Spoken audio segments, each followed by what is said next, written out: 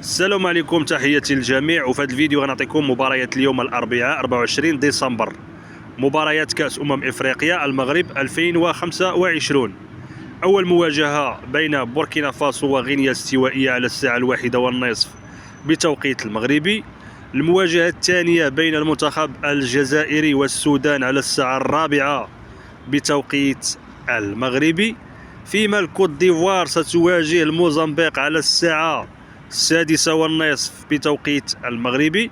المواجهة الختامية لهذا اليوم بين الكاميرون والغابون، مباراة القمة على الساعة 8 بتوقيت غرينتش، 9 بتوقيت المغربي، 11 بتوقيت مكة المكرمة.